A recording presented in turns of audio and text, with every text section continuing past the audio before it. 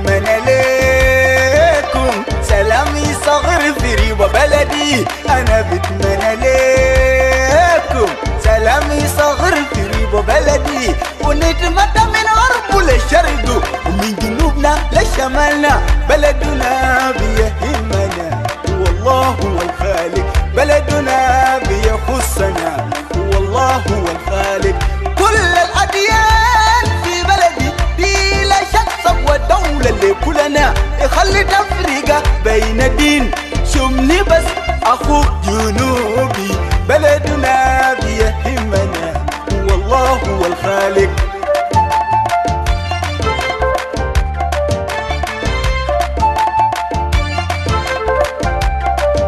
The title of the program is Trails Through the Swamp. Trails Through the Swamp. And what is South Sudan's way to a peaceful future? So he's going to be talking about this program. Thank you so much.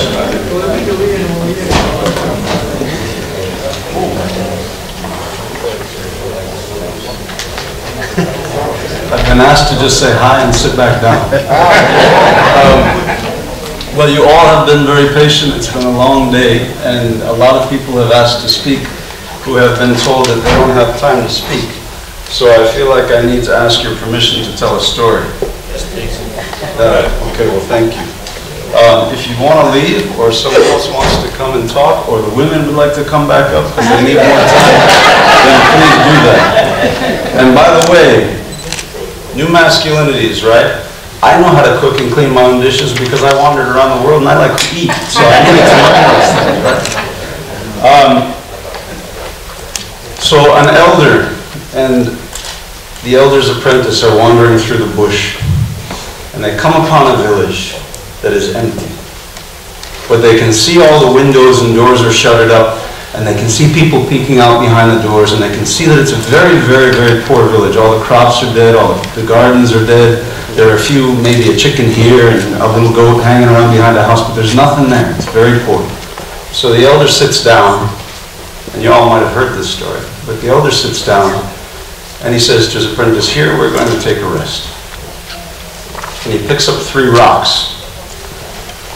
And a little kid is watching, and children, because they don't have the same fears and prejudices and pain that we have, they don't sustain these things, he can't resist himself, and so he scatters out into the plazoleta there, which we'd say in Spanish, which would be the little courtyard, and goes up to the elder and says, what are you doing? And the elder says, I have these 3 beautiful stones that I would like to make soup out of, but I have no pot. And so the little kid says, oh, my mom has pots. He said, well, go ask your mother if she can bring me the biggest pot she has to make soup, because we have to make a lot of soup for everybody. So he runs off, and his apprentice, the elder's apprentice, looks at the elder and says, are you crazy? I'm not going to eat soup made of stones. This is horrible. You're not going to feed other people this. And the elder says, be patient. This will be the best soup you've ever eaten, I promise you. So as the kid comes out with the pot and the mom is helping, it's filled with water, the apprentice goes and helps, and they drag it over and they start a fire. And the mother says, well, okay, let me see the best soup you've ever made out of 3 stones. And he says, very good, very good. If only we had 1 onion. And she says, oh, I have 1 onion.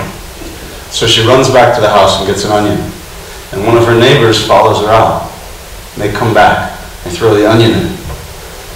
And the neighbor's looking and says, how is this going to be the best soup you've ever had? He says, oh, this is a wonderful soup. If only we had some lentils. And you can see where this goes. And so the next one comes. If only we had some salt. The next one, if only we had a carrot. Right? And on, a little chicken, a little herbs, and next thing you know, it's plastic chairs, and it's plates, and it's musical instruments, and they're having this amazing party into the night. They're dancing and they're singing, and they haven't been with each other in how long? And they have this incredible pot of soup. And it's so amazing that the next village comes over to check out. What are these people all so joyous and celebrating about? Right? I wonder, when I tell this story, I wonder, who do we populate our hero narratives with? Who did you think of when you thought of the elder and the apprentice and the child? Was it a Dinka? A Nuer? A man? Who's to say the elder wasn't a woman? An African? I have a beautiful storybook of this painted about China. Why could those heroes in that action not be not the people we already have in our mind as the folks who do things right? Right? And what are we bringing to the soup pot? So, anyway, who am I? James Patton. You may not have noticed, but I am not a South Sudanese. I don't know if that's evident. God bless South Sudan. And I'm honored to be here. Yeah. I want to thank Jill and Ladu, Ambassador, and all the other folks who are behind the scenes mostly who made this happen. I want to thank the women. My wife, who works full-time, has agreed to be with my 2 young children, so I can come out here. So she's lent me to you. Now, I'm not South Sudanese, so I don't know what it is to live that life. Many people are thinking, oh, well, he doesn't understand really. He doesn't understand my issues from this culture, from that culture, from this part of the country. You're right, you're absolutely right. I'm not going to claim that I do. Right? So my only task really is to tell you how I was received when I was in South Sudan. What I am is I am a failed peacemaker. And what do I mean by that? I have done mitigation of violent conflict all across the globe. Asia, Africa, a lot of time in Latin America. And do I mean that I'm not good at what I do? Well, maybe. I think I'm okay at what I do. And have I had successes? Have I stopped people from actively killing each other? Sometimes. But I have never, ever stopped all of them. Right? There are always members of my species, the human race, who are still committed to violence.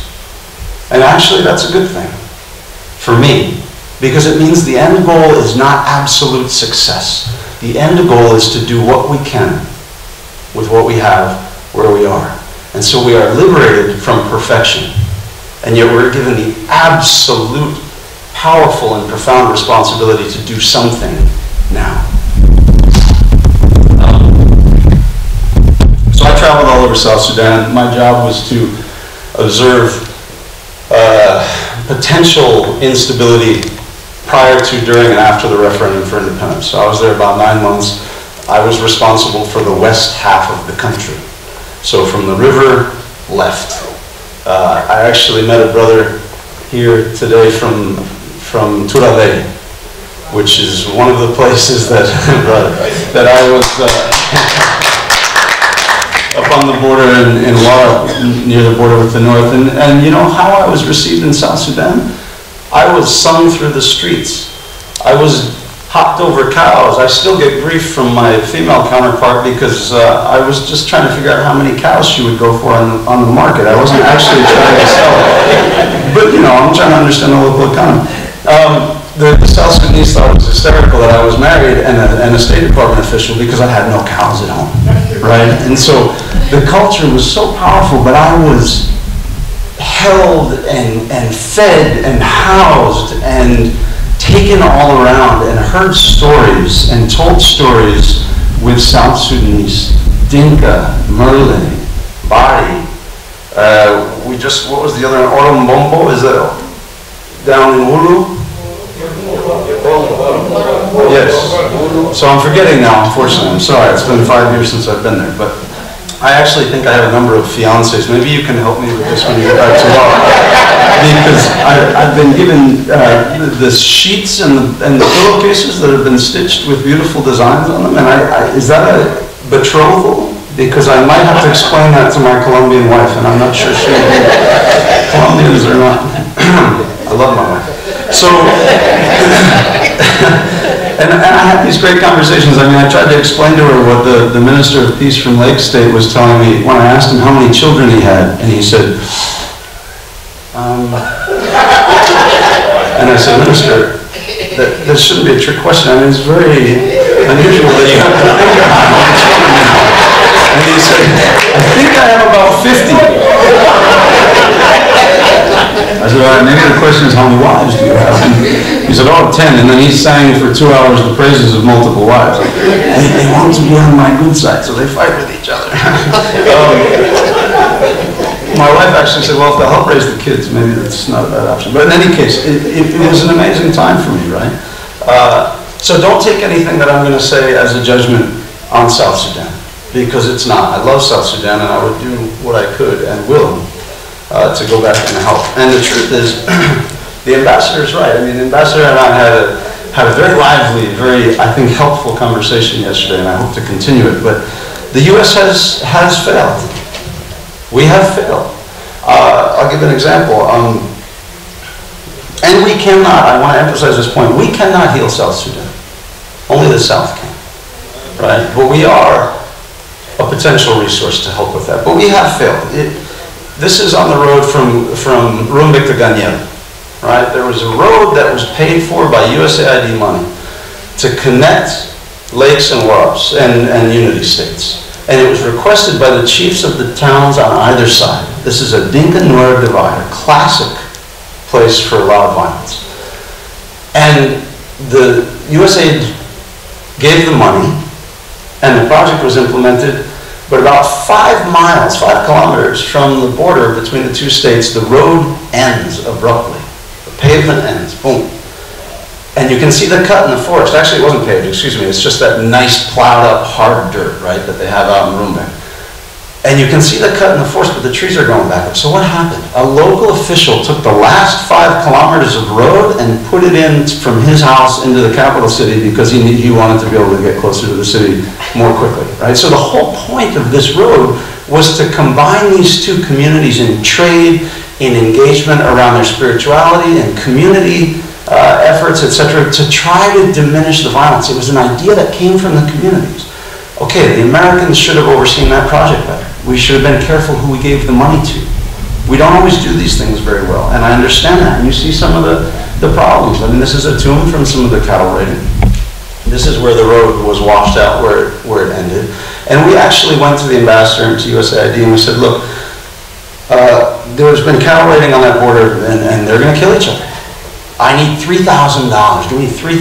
I'll get the chiefs together. We'll set up a traditional court. They are ready to mediate this problem and to work it out between them and figure out, what is the right restitution that one community can give to the other so that the cows are given back, but we don't lose kids in the meantime. And we were hung up in our bureaucracy and we couldn't get it done, and then they did kill each other, unfortunately. And so, yes, the U.S. is an imperfect partner. There's no doubt about that. And we've talked a lot about histories in the last couple of days. Histories are really important. But history is important because no matter where you depart from, whether you are a displaced person leaving from Kenya to walk home, whether you are Miseria, crossing the border from the north into the south, whether you are a kid with no money who's walking out of the bush to go to school, or whether you're someone going to register that has to walk all the way out from Lowell to Rumbek because there's no polling station. You are departing from a specific spot in your world, right? You're departing from your home, from your experience, from your knowledge. It's the same with our personal histories. You are departing from somewhere. But and it's natural to look over your shoulder to see where you're departing from. It's important to know where you're starting from. But the road changes us. The road that you walk necessarily changes you, and it changes the view you have of where you left.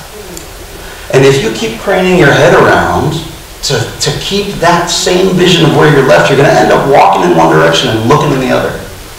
And can you imagine all these histories and all these experiences that need to get to Juba, where the policy is done, where the international world is looking to see who are these South Sudanese? Can you imagine all y'all walking to Juba backwards? How are you going to see where you're going? And how much damage will you do to yourself as you trip and stumble and walk into the swamp and into the bush? You know, I mean, so yes, there's a place for histories. But we need to clear the road we're working on together. And that requires acknowledgement, restitution, and other acts, but forward-looking acts. Because the road is being walked together. You guys, I mean, Africa is the home of the proverb, right? The wisdom of Africa is used in all sorts of other spaces. And so it's the place that says if you want to go fast, go alone. But if you want to go far, go together. And that applies here as well. Yes, retribution. Yes, crimes. Yes, people who've done bad things to other people. We can fix that like that with more violence. How far is that? We can do it fast. It's not easy. It's not easy to work together to go far. Would you walk across the Serengeti alone? I wouldn't. I certainly wouldn't. So in any case, over the last couple of days, the one thing I haven't heard a lot of, I've heard a lot of histories. I've heard a lot of what's been done wrong. I've heard a lot of what my group hasn't done wrong. I heard very little of what my group, and Sister Agnes is one great example of someone who said, hey, look, we screwed this up too. I didn't hear a lot of that. But the thing I really didn't hear much of at all, and our sisters Molly and Agnes are good examples, good exceptions, I mean, is what are we celebrating about who we are? Right? What is there to celebrate about what Africa brings? And I think this applies a lot to the structures we put over this discussion about South Sudan. I've heard people saying, we got to get past tribalism and do whatever. We got to get this democratic government system and blah, blah, blah. Well, maybe that's not actually true. Maybe what we need to do is start with the good things about the place in which we're working. The things that folks like I know. I come from a distinct context. Different things work, right? What are we celebrating? What are you all celebrating about being African, about being South Sudanese, about being a Dinka, a Merle? What is it you're bringing to the soup, right? What do the Nuer do that can help that the Dinka don't do? What do the Dinka do that can help? Because grounding the discussion on histories, I think, misses the point. The discussion needs to be grounded on healing. So what are you bringing that heals? What are you bringing that's nutritive, that can go in that soup and actually give nutrition to one another and the children who are going to drink from that bowl, right? That's where the discussion has been absent for me in the last couple of days. I mean, honestly, I was so well taken care of in South Sudan. When I left South Sudan, people said to me, you think they can do it? I said, I don't know. There's a lot against them. The regional issues, the fact that the Ugandans are coming in with chainsaws and cutting all their mahogany down right there and dragging it off, the fact that the animals have been killed during the time in the bush, the fact that there's deep corruption, on and on and on. There was so much to do right in order for this to succeed. And I told my friends, I said, I'm not sure if they can do it. But there is so much that they have that they could do it with if they work together. And what was the first thing that happened? I mean, I know the governor, and I don't want to name names or tribes because that's not my point. But one of the first things that happened when you got this brand new state, the entire international community was looking at you all with hope, but also with a lot of sympathy. You know, South Sudan had this. And again, I'm speaking from the outside, and I recognize that, but this is important. South Sudan had the identity of the David against the Goliath. I mean, you all were seen as victims of a pariah state. The North was considered, persona non grata on the international stage, and you all emerged from that. So you had the backing of the entire world, the sympathy of the entire world. What did you do with it? I'm sorry, but one of the first things that happened was y'all invaded the Heglig oil fields. And however you feel about the politics of that, what do you think that did to the perception externally in the rest of the globe about what South Sudan was up to. I mean, you had 80% of the borders were defined. You needed to fix that. You had the Lord's Resistance Army. You needed to fix that. You had Darfur. You needed to fix that. You had 10 kilometers of paved road when I got there. You needed to fix that, right? No potable water some places. Dengue like crazy in the floodplains. No markets. And you invaded the north. That's the perception from abroad. You can argue the politics of it and what it meant, and it was really yours, it wasn't really yours, but that's what people saw. What did that do to people's willingness to help? These are things that you got to think about, right? Whatever the internal debates are, and I know they exist. Anyway, I don't want to go on too long. I got a lot to say. So, human rights, right?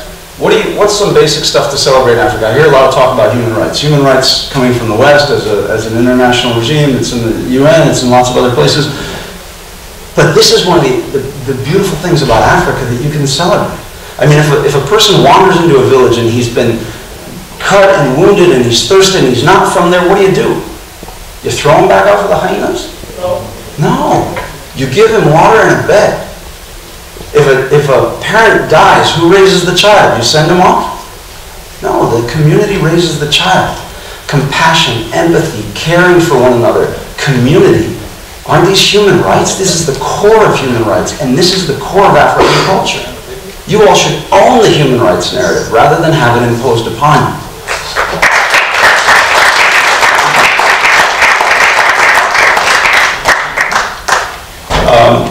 Again, this is part of despite everything, there's got to be honesty, internal honesty. Again, I didn't hear a lot of people saying what we've done wrong. My group has grievances, but we've also screwed some stuff up.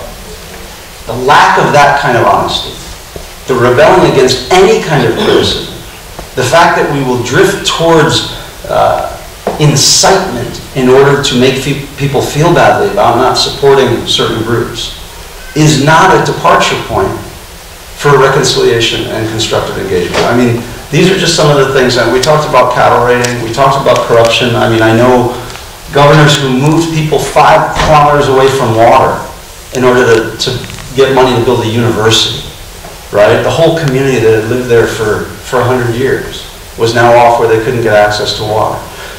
This is donated grain being taken from the distribution site to be sold in the market, right? I mean, this is how you guys are caring for each other. And on and on. Again, I mean, there are a lot of examples, and I'm not saying by any stretch of the imagination that everything is wrong inside South Sudan. There's so much right. But these are things y'all can control.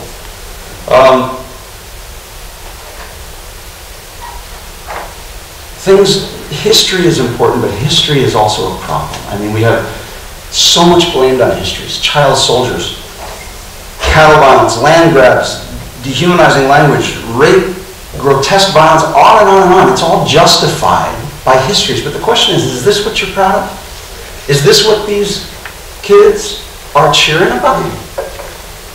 Yay, we have a history that allows us to go and chop people up and dehumanize them.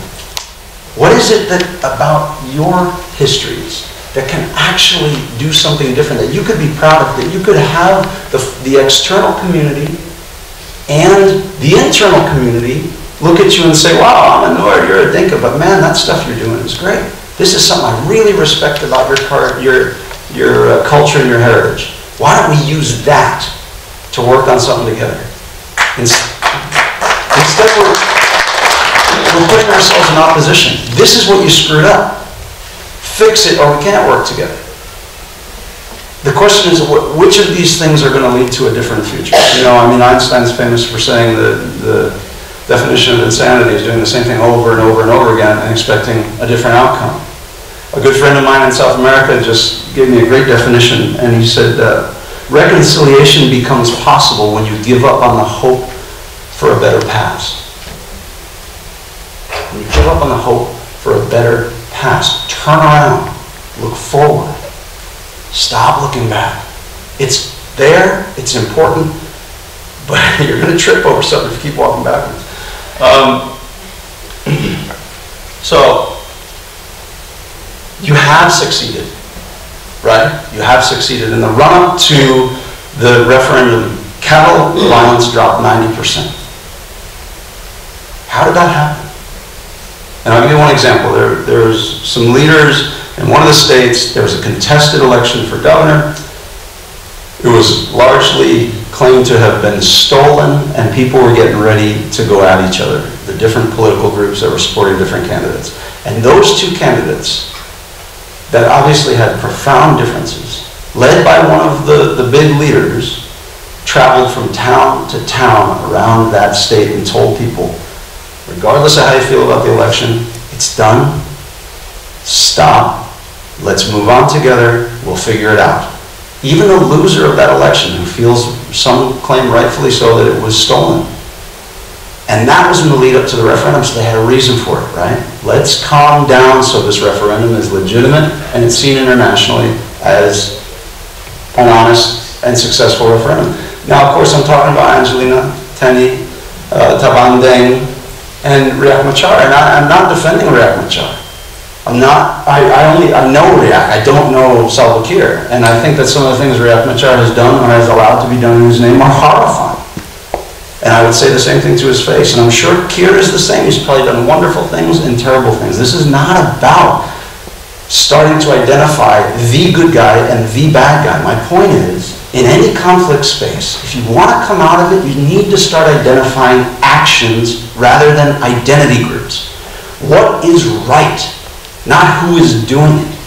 And you find those things, you emphasize them, you highlight them, you support them, you give them, as Thich Nhat Hanh, the Buddhist peacemaker, would say, you pick the seeds you want to water. If you want to water the hateful, mean, and destructive, it will grow. If you want to water the constructive, loving, compassionate, and hopeful, it will grow. So ask yourself, what seeds are you watering? Now, there's a longer discussion about restorative justice and punishment and restitution. And I'm not avoiding that here. We can talk about that some more tomorrow in the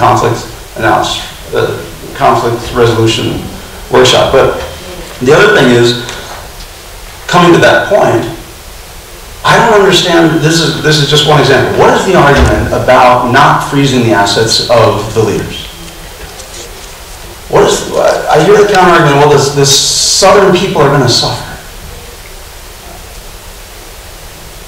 That's an airplane outside of Rumbek. Anybody who's been through Rumbek probably knows it. That was a politician's airplane. There's some debate about how it came down in the lead up to the CPA. Fortunately for everybody, the politicians survived, so breathe a sigh of relief. But there's a woman, a single mom, and her kids living in that aircraft, cooking on strips of metal that they've ripped off the side of it. That's their home. Lake State was the birthplace of the SPLA. This is how your leadership cares for its people? And you tell me they need the money from the United States and other places externally so they can continue to care for their people? We heard some testimony the other day of these nice houses they got pretty quickly on the turnaround with cash. I'm with the guy who was saying it. I'm paying off my mortgage in D.C. I never felt as poor in my life as looking for a house in D.C. So I don't understand some of the arguments about holding people to account. Yes, the United States can be a partner, but I'm telling you right now, politically, first of all, it's not going to happen unless we have some say on what's happening with the money. And it's not going to happen unless there's authentic honesty internal to the country. I've heard too many people, politicians and others, say they have done nothing wrong in their group. That's not true. I've worked in these spaces my whole life. That is not true.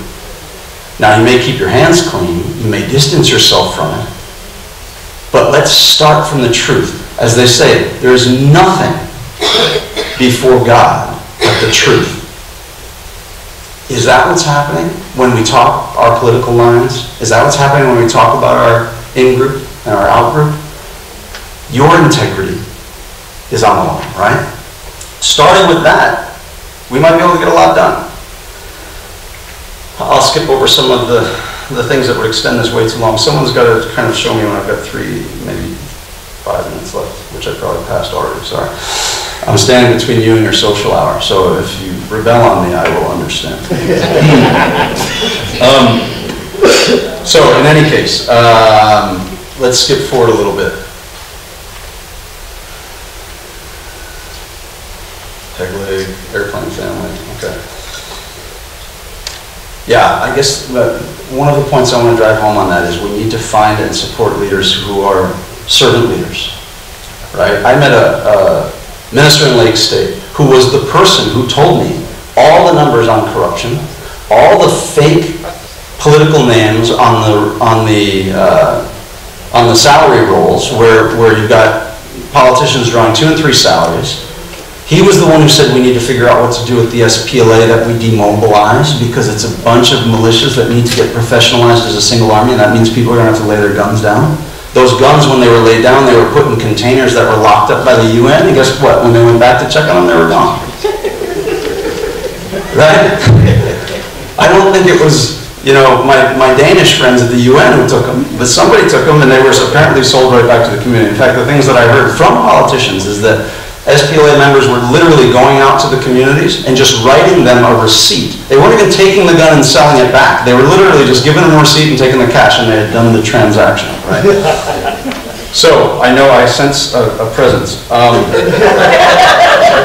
So there are examples. There are things that are being done. Find the people who are doing them, celebrate them, elevate them. Don't stuff them back into the same problematic process, however. I mean, if you put them at the leadership of the party, maybe they will get stuck. But at the local level, things are being done that are really remarkable. This is an example of the fighters from the bush in Wooloo Park who were turned into nature police, right? Conservation police. You can see that he changed his emblem to a rhino, right? And so these guys, you're using their skill set. They know the bush better than anybody. They hacked our way 6 hours into the bush to go see the 4 rhinos that still live there, and by the time we were trying to get back out, it was pitch black and nobody knew how to go. And one of the guys was down on the ground, terrified of the hyenas that were supposedly there, like at the headlights of the car trying to find his way. I don't drink anymore, but trust me, when we found our way out, we had some shots of whiskey. We acted calm until we actually got out. But so here are some examples of things that can be done. This is an orphanage that we used to go and volunteer at. Sadly, there were, aside from the ones who worked there were a few South Sudanese who came with us to do this, right? But these are kids whose families have been killed, and you've got plenty of families whose kids have been killed. So where can you find the value set of community, compassion that we were just talking about, that's shared across Africa, and turn it into a healing art, right? Why doesn't a Dinka family adopt a Nuer kid? Why doesn't a Nuer family who has a young child who's an orphan find a Dinka family who's lost a child to the violence and invite them to adopt that child? Why don't they work together to raise them? That's just one example. There are so many possible examples. That's the kind of stuff that has to be found, has to be elevated, and it's going to lead your leadership from the bottom up. Frankly, I'm a big believer in the fact that you all are much more potent. The local communities are much more potent than the folks who are trapped by politics, whether they are people who we can't trust by nature, or whether they're folks who just have gotten stuck in the public party line. Both of those things can be true. So just to finish up, and thank you for being so patient with me. Yes, we can, right? I mean, this is in South Sudan, so yeah, right? Yes, we can. This is the referendum period. There are so many possibilities for a better future in South Sudan. You have the resources, not just the physical resource, not the oil curse under the ground or whatever it might be. You have the human, African, Sudanese, Dinka, Bari, Nuer resources. Use them to heal your own country, and you will have everyone standing with you and helping you. I'm told America should give and not ask questions and not tell us how to do things. One, I don't agree with it. Two, it's not going to happen, right? But if you all are doing stuff and need help, we'll be there, right? I wasn't going to reveal tribes, but my name in South Sudan is Makur.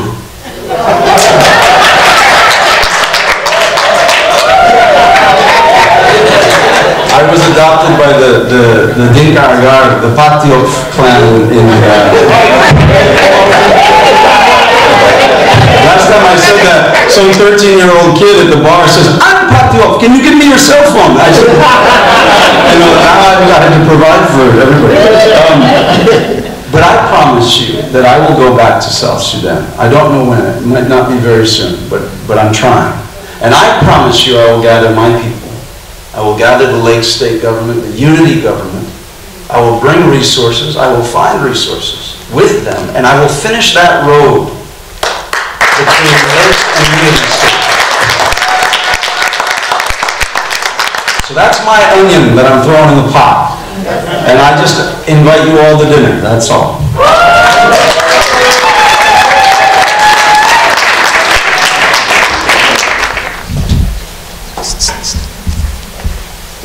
Well, I am thrilled to be here, but I have to say that this has been a bittersweet experience for me. I'm thrilled to be among people who really care about changing their nation, changing their world, changing their people, and changing their culture. But my heart is broken when I'm hearing the experiences that you had.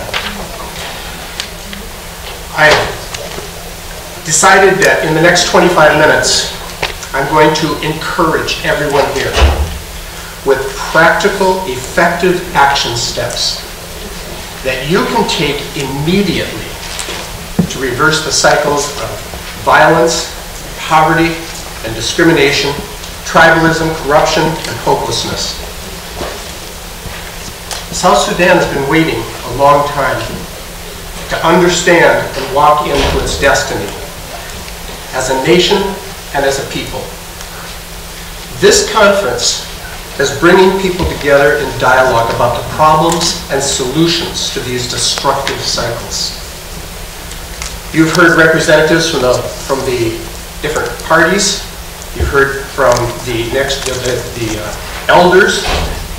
You've heard from Dr. Osborne challenging us to embrace a new world view that's necessary for peace. You've heard from Professor McCloskey to lay out this biblical understanding of leadership and that we must adopt to see change. And later today and into tomorrow, you're going to hear from mothers what it takes to flourish the economy and sustain peace and democracy. But these changes involve patience and perseverance. Don't waiting. Conferences such as this always produce in me attention. I get all excited about the future laid out by the speakers. I get so encouraged by the very real opportunities for change and transformation. I'm driven by a picture of a changed nation, a changed government, a changed culture. But at the same time, I'm gripped by an impatience, a desire to do something right now. I often go home from conferences such as this, and I experience a letdown, even a depression. I realize how big the challenge is, how long it's going to take to see what has been presented. So I've made a resolution to never leave a conference or a strategy meeting without some immediate takeaways that I can put into practice right then, the next day, and on into the coming weeks and months until the uplifting things I've heard about are manifested. So today I will share what I have determined can be done by every man, woman, and child, by every business, by every church, by every government official, by every teacher, by every student. I'm a businessman. I've had 4 different but related companies since 1985. I'm not rich, but I've never missed a mortgage payment. I've never gone hungry. I have a wonderful marriage. I live in a nice house that we co-own with my daughter and son-in-law, 2 great-grandchildren, not great-grandchildren. I have 2 wonderful grandchildren. I'm making myself older than I am. My daughter went to good schools and she married this tremendous man. Couldn't ask for a better son-in-law. Some would say that disqualifies me from speaking into the political morass that defines South Sudan. They would say I can't identify with a life marked by fear and war and poverty and intertribal struggles and graft and corruption, and to a large extent, They're right. On the other hand, my marketplace experiences have placed me in an excellent position. Successful business is about recognizing needs and fulfilling them. I have learned to spot problems and solve them immediately. I've spent my life looking at obstacles as opportunities. I see the world in very practical terms from a marketing point of view. My wife and I currently run a nonprofit consulting company that equips organizations of every kind to be intentionally transformational. That is, to be purposeful about returning the world into the condition it was intended to be. We're about building the kingdom of God in the here and now until the coming and eternal kingdom of God is permanently established. We do that largely through marketing techniques, which we call transformation marketing. Transformation marketing is the purposeful positioning of marketplace resources for kingdom building. It's the building of bridges between kingdom goals and the business or organization God placed into your care and stewardship. So I will guide you into positioning the resources you currently have in your hands to accomplish the goals of this conference starting today. So look at me with some of those goals. We've been talking about them all along.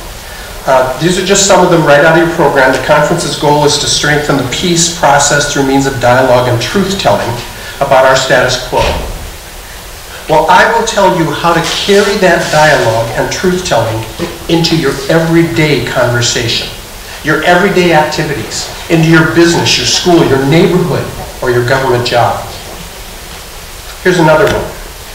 Believing that through the truth-telling, forgiveness and healing can be made possible, and an authentic alternative to the future can be created. Well, I will show you today how to create that future now, how to experience that forgiveness and healing in practical, immediate terms. The next one says how to connect people in their common concerns and to each other in relationships of trust and respect. It goes on to say how to learn to use language in a way that dramatically increases respect and trust, that creates new access to making things happen.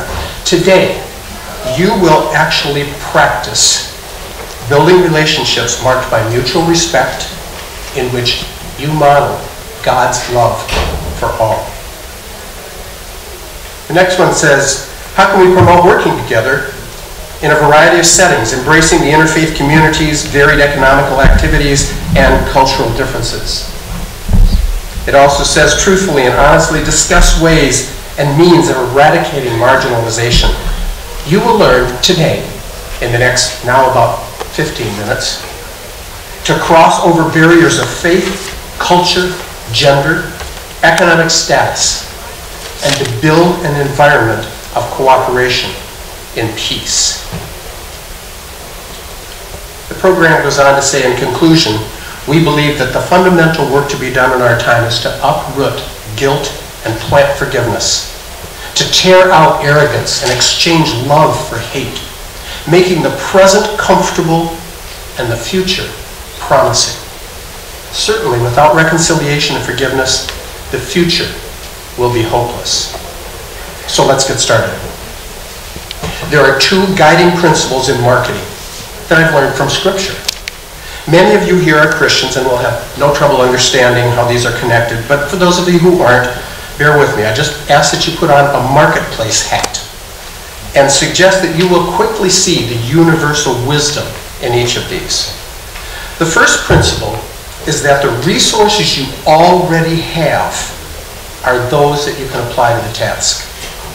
This comes from a couple of different scriptures. The first is the story of the prophet who is called to help an impoverished widow and her son who are about to lose their house and freedom because of debt. They appeal to the prophet who simply asks her, "What do you have in your house?" And she replies she has only a little bit of oil. He instructs her to go to all of her neighbors and to borrow as many jars and jugs and pitchers as she can find. And then he tells her to start pouring her little bit of oil into the pitchers. And miraculously, the oil doesn't run out until she's filled all of the containers. And she sells the oil to pay her debts and has enough left over to live on for a long time to come. Similarly, when God assigns Moses the task of liberating his people from slavery, violence, and poverty, Moses complains about not having the abilities, the knowledge, the resources for such a nation-changing undertaking. And God asks him, "What's in your hand?" And Moses answers, "Well, I only have a shepherd's staff." And God shows him how he will use it to perform miracles that will free his people from the domination of the Pharaoh. So what's the immediate application of this principle for you today? With this in mind, you cannot walk away from this conference with a mindset that you are not able to make a difference.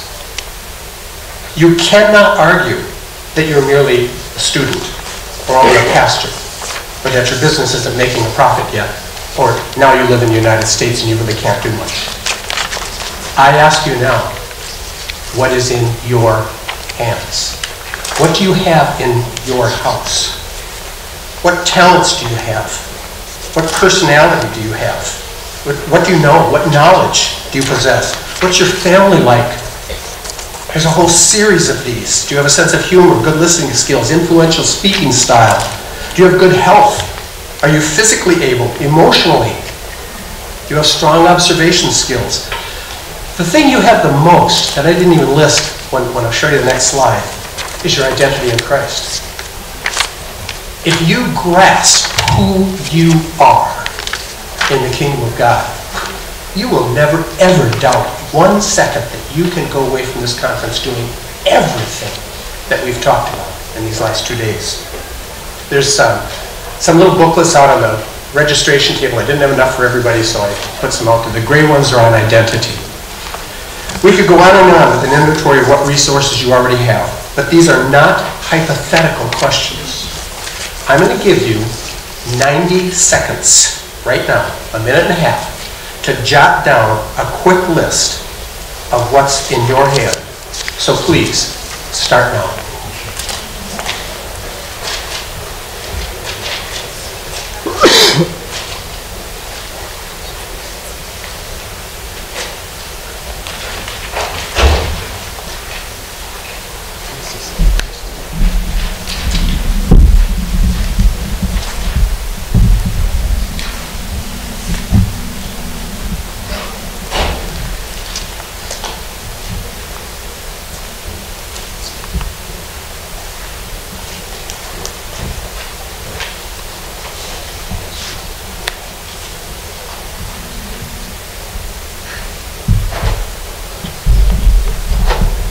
For the rest of the conference and into the coming days, meditate on that list. Ask yourself how you can be using those resources that you have to help bring about peace and reconciliation in South Sudan. Don't be like Moses, whining about how big the challenge is. Instead, present your whole self to God and invite him to use you mightily. The second principle comes from Luke 10, 1-9, in which Jesus sends out his workforce of 70 disciples into the nearby towns. He gives them only 4 instructions, and these form the basis for a strong marketing strategy that is readily recognized by anyone in business today. First, he says, go and speak peace into the place. So open up an avenue of communication. Interact with people on a positive note. Acknowledge their values, their gifts, their contributions. My wife always uses the expression, bless their socks off. And one of the booklets that's out there is a red book, and it's prayers for the marketplace. If you've never figured out how you can pray into the marketplace, pray into your business, and pray into your city, it just gives you a little guideline. One of the most dramatic outcomes of this first step occurred in a little town in Uganda. We encouraged the members of a small Christian congregation in the middle of a Muslim town to start speaking peace into their neighbors. Every day when they passed houses and businesses on their way to work or school or church, They began calling out to their neighbors with positive greetings. They complimented them on their gardens. They praised their children's behavior. They admired their shops. They spoke how nice it was to have them as neighbors. In just 1 week, they began to see a marked difference in the social and spiritual atmosphere of Busambadia, Uganda. Within a few months, Muslim neighbors were asking to join their Christian church. City leaders began asking their pastor for his opinion and help on civic matters. The congregation experienced a radical shift in how they viewed their non-Christian neighbors. Jesus' strategy was a good one. He recognized you can't build relationship where there's mistrust and fear and deception and hate. He broke down all those curses with simple blessings.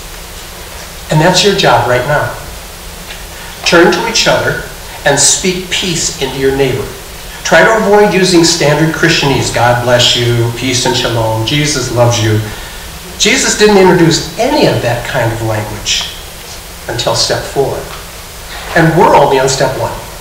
So brainstorm with each other how you can bless people, how you can dispel the negatives with positive, and how you can tear down curses with blessings, how you can challenge harmful strongholds with physical and spiritual truths. My heart went out to the brother who said, I live next door to a South Sudanese of a different tribe, and we don't talk to each other. I want you right now, I'm going to give you 2 minutes, right now, turn to someone and practice speaking blessings into them as if they were your neighbor. Start now.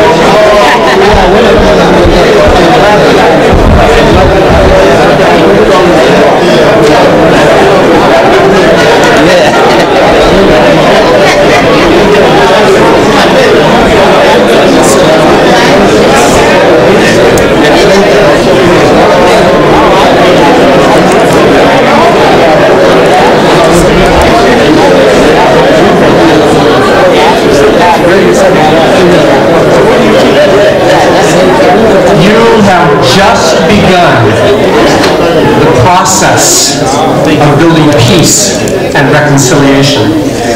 You are speaking kingdom truths into people when you see them and behave toward them as God sees them and as God treats them. God so loved the world, the whole world. Everyone you meet is loved and cherished by God, whether they know Him yet or not. Everyone you meet has a God-given destiny that He desires that they walk into. You're a front-line marketer in God's kingdom company. The second instruction Jesus gave the 70 when He sent them out. First He said, bless them. He said, eat with them. Stay with them. That is, He was telling them to build a longer-term relationship. See, Jesus knows what everyone in business already knows. People buy from those they trust. Trust is built over time. It's a product of consistently positive relationships. Forgiveness and acceptance do not come merely with words, but with a demonstration of relationship building. A woman we work with in Tanzania has single-handedly reversed a pattern of bribery among the traffic police in her village.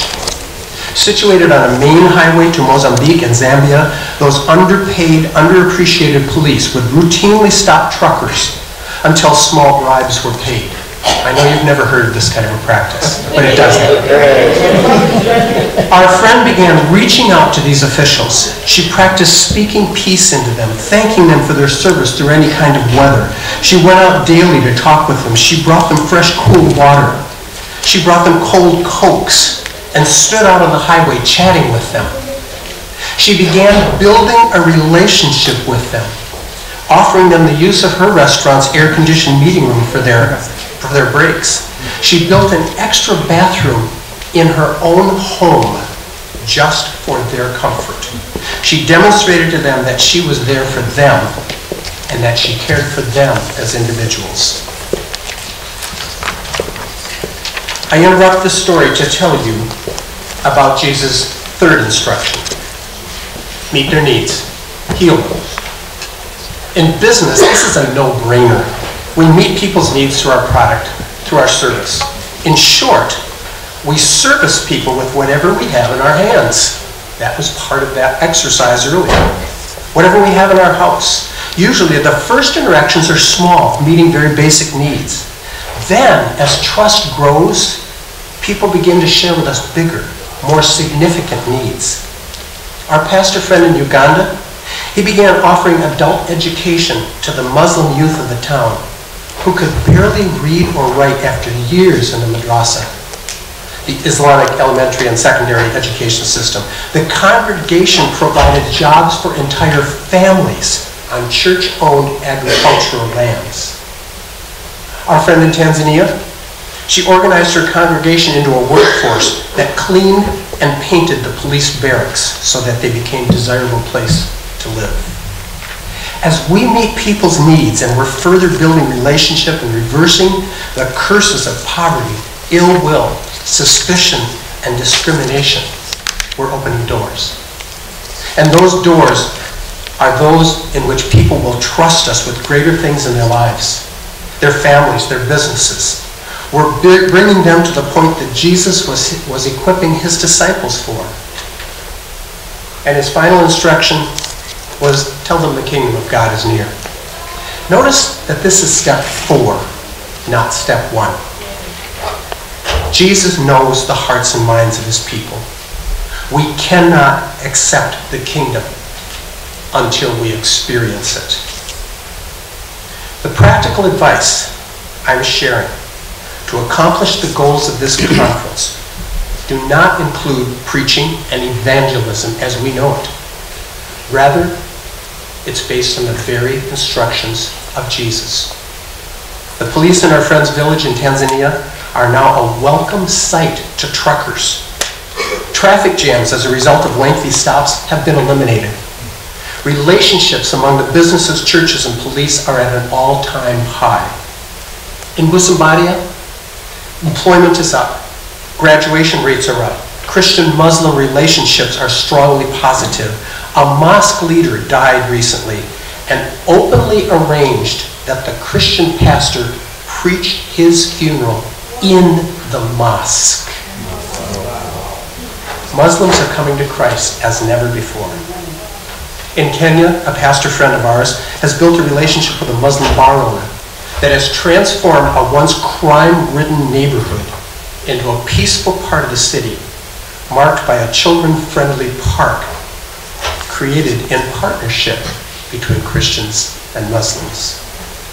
The kingdom of God is advancing in those places because the people of God seize the opportunities afforded by the Bible's marketing advice, and they leveraged what they had in their hands to reverse poverty and crime and corruption and inadequate education and religious and cultural divisions. There's a lot to do to rebuild South Sudan. This conference is a historic beginning in what will be a long process of reconciliation and breaking down strongholds. This will all take time. But I propose that we do not wait.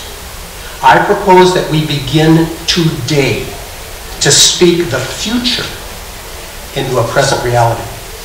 I propose every man, woman, and child, every business, every church, every government official, every teacher, and every student take action today. Beginning today, we must engage in action that brings immediate results. We must reverse the negative attitudes, beliefs, and actions that grip South Sudan. We must speak the truth that is in the spiritual realm. We must profess God's love for all His people in all circumstances. So church leaders, begin teaching those actions to your congregations and mobilizing people in the only method of evangelism that Jesus taught. Teachers, school administrators, start today to change the culture of your students to one that celebrates the gifts of each of your staff and students. Teach them to share those gifts on a daily basis. Introduce character building and transformation into every subject area. Government and political leaders, immediately challenge your own rhetoric and change it to that which builds up and encourages and blesses your country, your constituents, and your opponents. Business leaders, use the platform of the marketplace to cut across tribal and cultural and economic divides, to speak peace into the economy. I especially challenge you, business leaders, because the marketplace is the heart of every culture. And you have more influence than all the pastors, educators, and politicians in this room combined. Make a difference in every interaction, every day, with every customer. All of you, take up this challenge starting today. You and you alone can build the kind of atmosphere South Sudan needs to begin experiencing all the outcomes presented in this conference. You have the skills, you have the knowledge, you have the resources. You are the nation transformers you came here to meet. Thank you.